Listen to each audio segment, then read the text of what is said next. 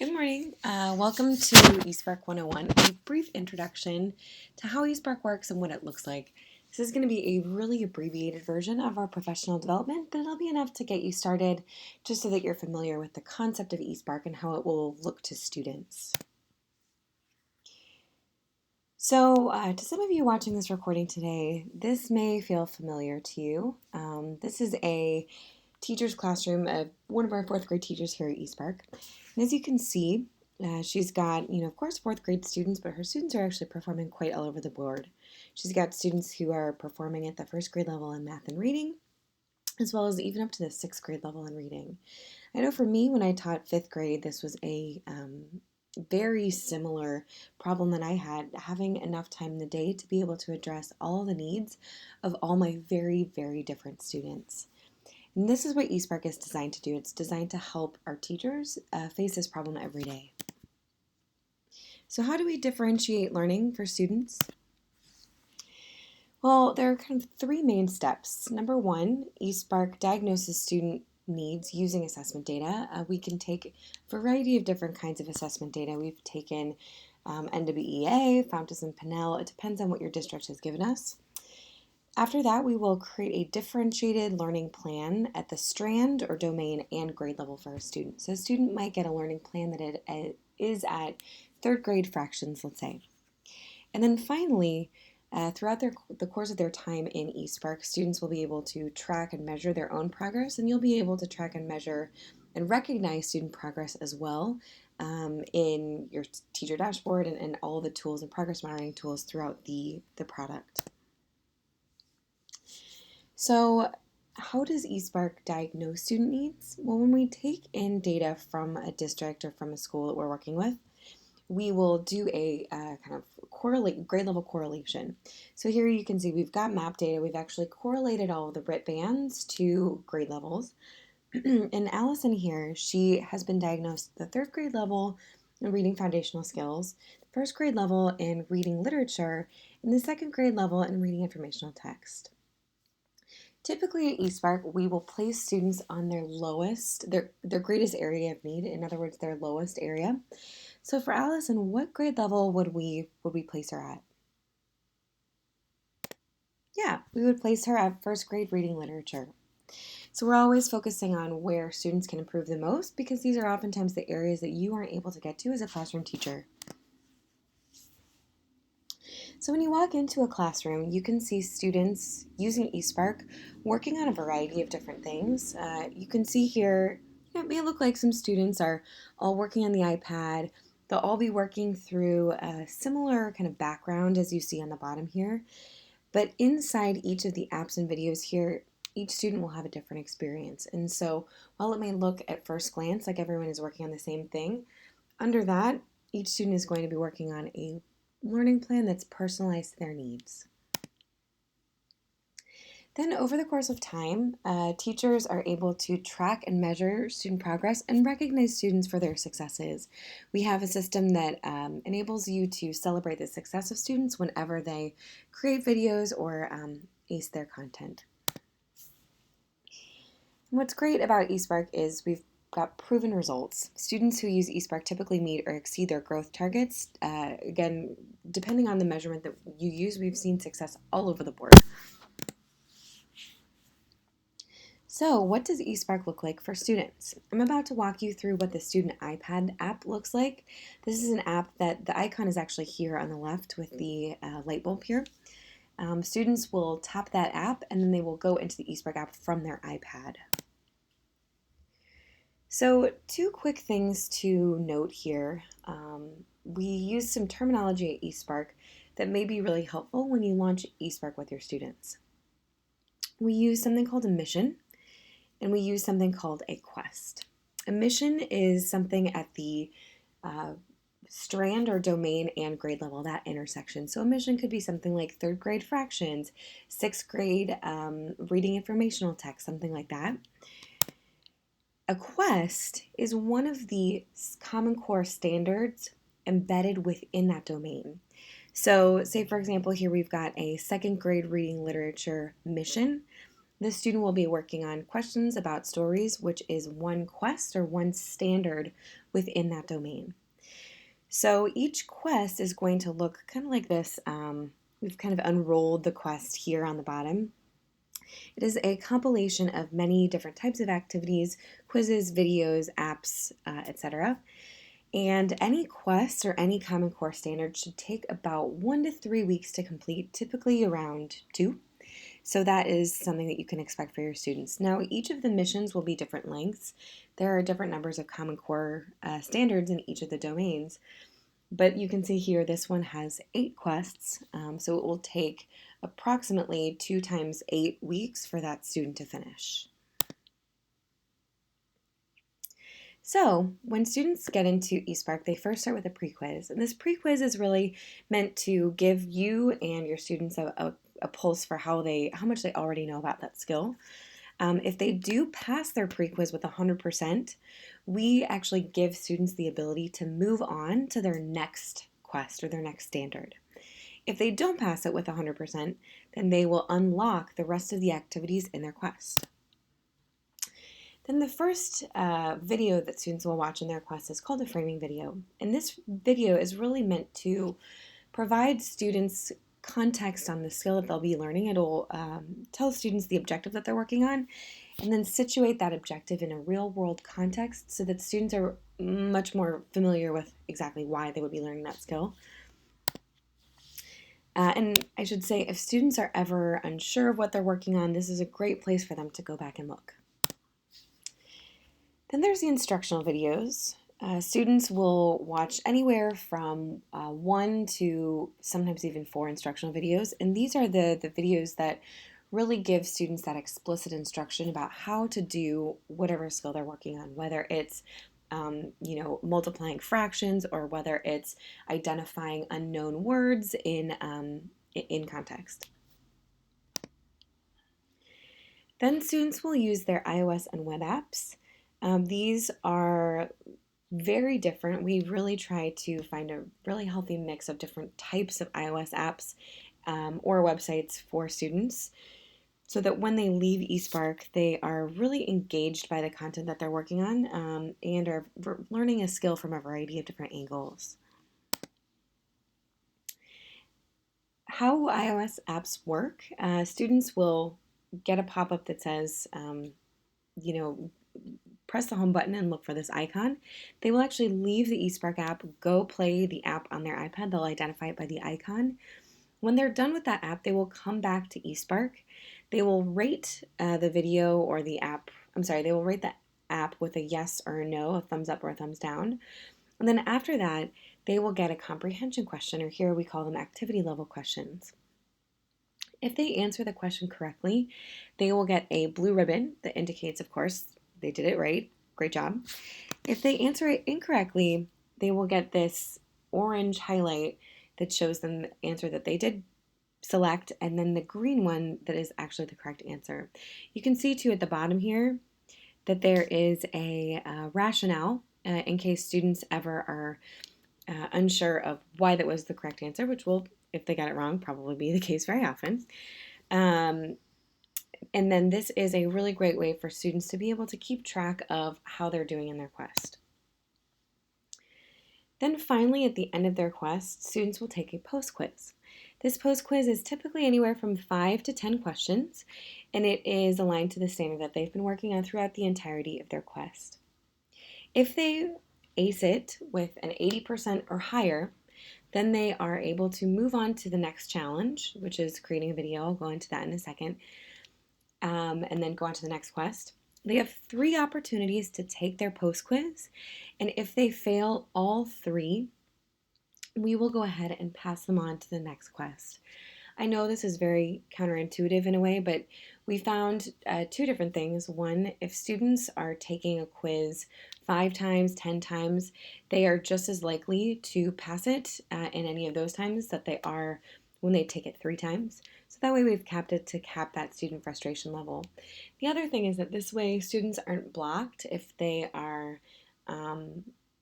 if they are unsuccessful, kind of in this unsuccessful loop again and again. So this way they're at least being unblocked to be able to explore something else. And then you are notified on the dashboard that the student is in fact struggling with the skill. So finally, this is my favorite part of eSpark, the student video. Students will, once they've worked on all of this content throughout the course of their quest, they will then create a reteaching video where they reteach the skill that they've been working on in the quest's entirety. And here, this is, as you can imagine, it demands quite a different set of skills in terms of presentation, in terms of synthesizing. So students really are given that higher level, kind of more critical thinking piece to be able to put to work what they know. So students will read the prompt here, then they will go on to their video and they will record it actually from the eSpark app. I will show you this video now. This is one of our favorites, Crystal. You can see here that her prompt, how many sounds do you hear in the word sip? So the beginning, middle, and end sounds. So let's watch this video together. Hi, my name is Crystal. Today I'm gonna tell you the word zip, the first, middle, and end. So right now we have the word zip. We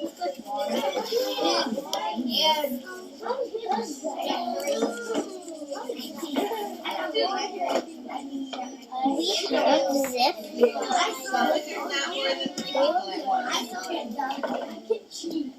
We have the word zip. We have the letter S, the I, and the P. So now we're going to see what the S says. Really short. It says, so the S says, and the I says, eh. It says, eh.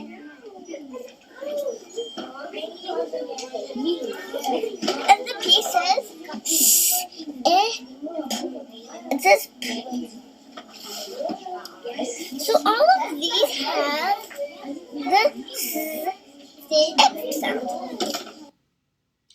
Great. So I love this video because clearly we've got a future teacher on our hands, also debatably a commercial for lens crafters. But Crystal does something really interesting. She is responding to this prompt about the word sip. And throughout the course of the video, sometimes she says sip. She clearly states that here when she spells out the word sip. But then she also says zip a couple times. I'm not sure if you heard that.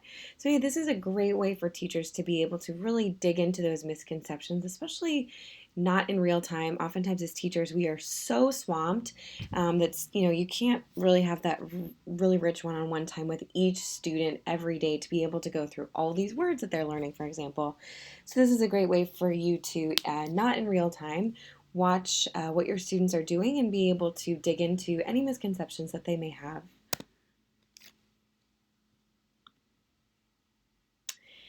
Finally, when students are creating their videos, once they finish them, they are sent to you on your teacher dashboard, and you are able to actually provide students feedback on their videos. When you give them feedback, it will look like this from the student experience. So students will get this notification here in the upper left-hand corner. Then they will be brought to their mission dashboard. This is again kind of their control center, seeing what all they've done in their mission. They can tap on this blue ribbon and they'll see the feedback that you gave them. So for example, good work, your who question was perfect, let's work on the how question together. You can always provide students feedback on the actual content of the video, the presentation skills that they have exhibited in the video, and even sometimes say, come see me, come see Ms. McMullen. The stars here are the way that you rate the video. So this student, for example, got 3 out of 4 stars. The text feedback is optional. It is read to students. I always like it, but it really depends on the student video and what your needs are with that student.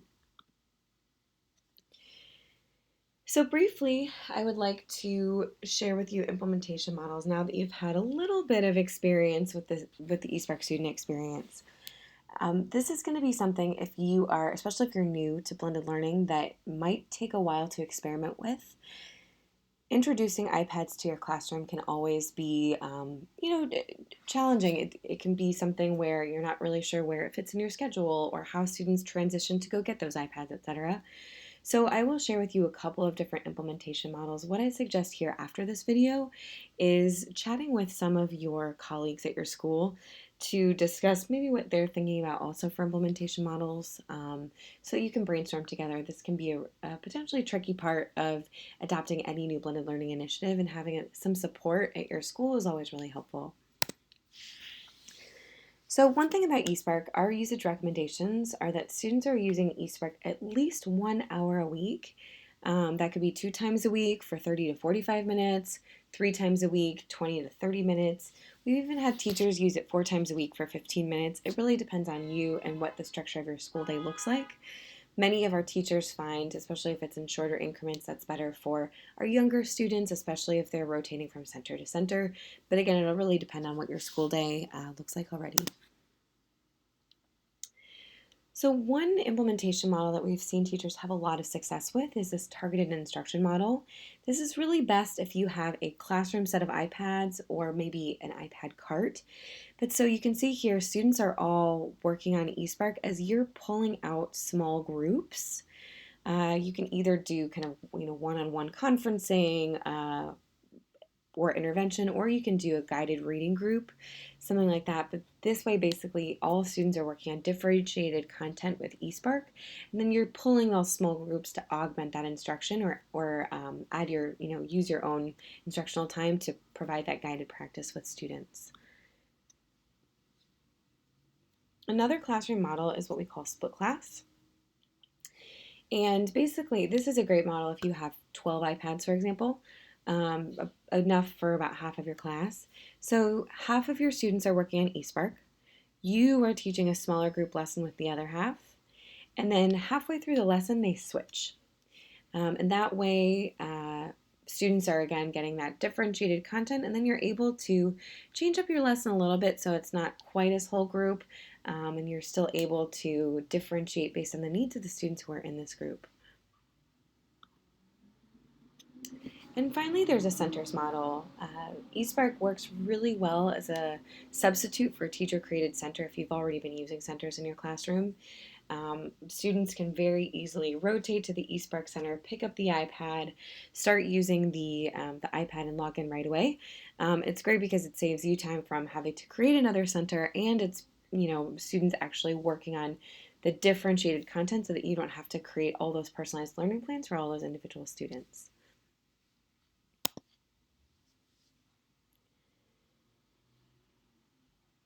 So now I'd love to share about what eSpark looks like for teachers. We've talked about the student experience and what students will be seeing. Talked about a little bit how, from a bird's eye view, it could look in your classroom. I will give you a very brief introduction to the tools we have for teachers. For the purpose of today's video, I want to keep it really short, but we have many more resources on our teacher resource page, which I'll go into in a second, that will actually help you really be successful with eSpark kind of more from the teacher end. There are three main parts to our teacher experience.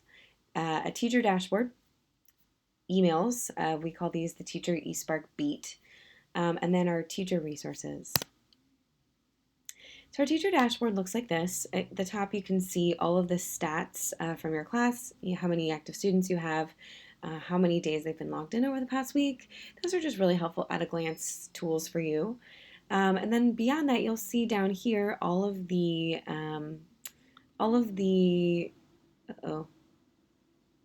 pardon me.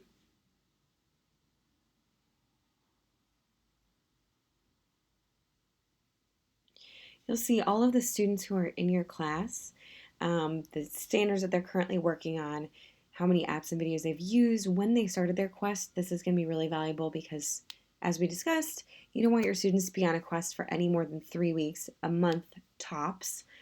And then the latest login. If your class logged in today, did the student actually, does it say here that they logged in? Because if it doesn't, then they did not log in today. And then finally, the pre-quiz and the post-quiz score. So this is a great kind of at-a-glance view at the class dashboard level.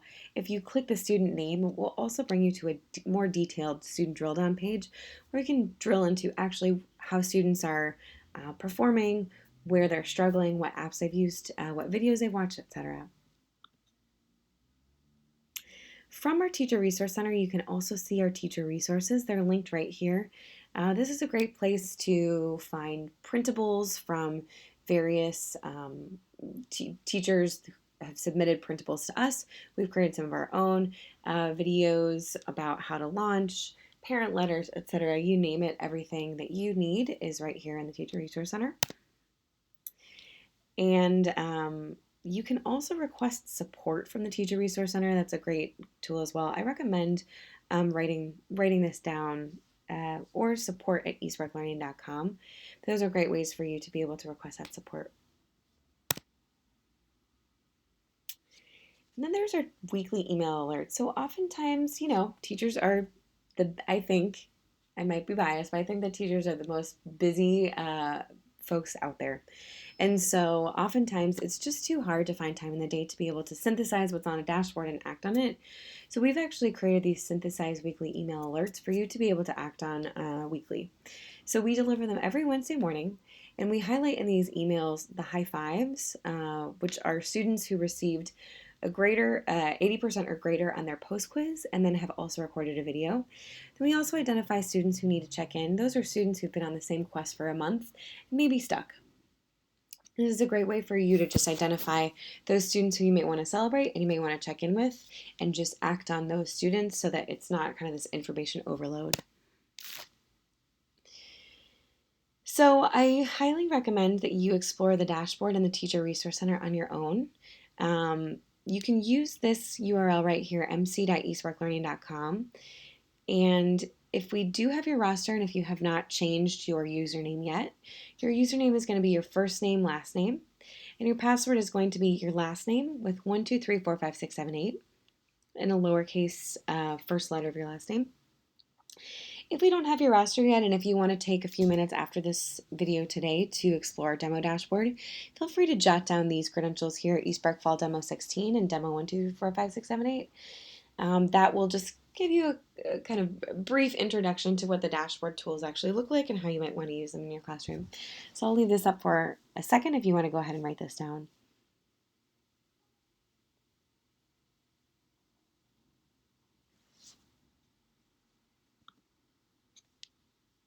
Great. So the last piece, launching eSpark. Launching anything new can be, kind of stressful, challenging, and so you want to make sure that you have everything you need. We've created a launch checklist. It's actually on our Teacher Resource Center, so again, that's available through your dashboard. But this launch checklist will go through a variety of different steps to launch. You can, of course, write down your username and password here, but it also goes through these 4 main steps: printing your login cards, which will be available in the Student Info tab. You can just click View Login Cards there once you log into your dashboard. Then determining procedures, thinking about routines like where will students get their iPads, how should they practice transitions, etc., how you hold them accountable. How you want to introduce eSpark to your students. Typically, there's always this, every classroom I've been in, I've seen one student say, hey, why does my eSpark look different from everyone else's? And I do think it is really valuable to explain to your students before you start eSparking exactly why they're using eSpark and why their eSpark might look different from their peers. And then finally, students will begin the launch quest. This is an onboarding quest that we have put together for our teachers and our students, really a way for you to kind of control what everyone is seeing before they launch into their personalized learning plans. So you're going through each of the components of eSpark together.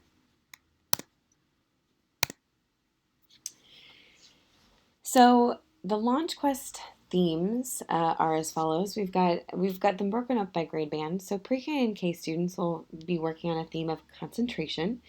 First grade and second grade will be working on fire safety. If you are a first grade or second grade teacher, I will let you know that this will be this app is kind of loud, so I recommend using headphones there. Our third to fifth grade band will be using an app called Gravity Launch. It's about planets in space. And then finally, our sixth to eighth grade students have a brief launch quest about color and perception. These launch quests are really abbreviated, so they have one no pre-quiz, one framing video, one instructional video, one app, and one post quiz, and then students create their video.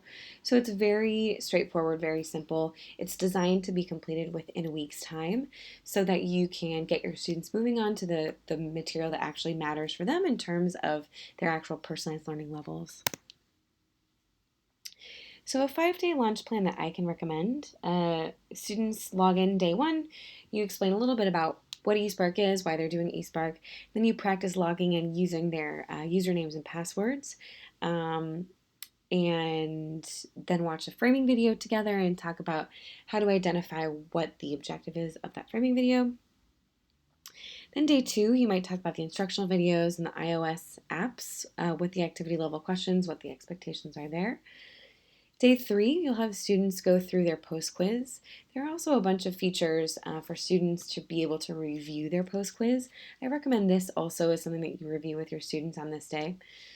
Day four, creating student video scripts. This is something we didn't talk about today, but we've published a bunch of student video scripts on our teacher resource page. We recommend that students at least have this at the beginning of the year to really structure their thoughts about what they're going to be doing in their video before they actually create it. And then finally, day five, recording student videos. This might be the day where you talk to students about where they'll be recording their videos. Maybe it's in the hallway, maybe it's at their desk, maybe it's at a part of the room that you've designated as the eSpark recording studio. And then what the expectations are for their presentation skills here. We've got, I feel like a little bit of a broken record here on the Teacher Resource Center, but we've got a bunch of other resources on the Teacher Resource Center for launching. If you just click Launch Resources here, you can also see all these launch videos. They are aligned to each one of the components I discussed on the page prior that align with each of the days of the launch quest. So how to log in, how to play apps, etc. So that brings us to the end of this video. There are many resources, like I said, on the teacher resource page. Please feel free to reach out to your partnership manager who can support you in getting more comfortable with eSpark if you should have any other questions. And finally, I recommend reaching out to support at eSpark Learning if you ever have anything that you need. Our support team is incredibly responsive. They typically respond anywhere from 30 minutes and less. So if you're in a crisis or if there's something that's really confusing you, you really need help fast, they are a great resource for you, and they can provide. They're all former teachers, so they can provide insight around any technical troubleshooting as well as just thinking through best practices on integrating eSpark in your school day. Thanks so much for spending time with me during this training today, and we look forward to partnering with you throughout the rest of the school year.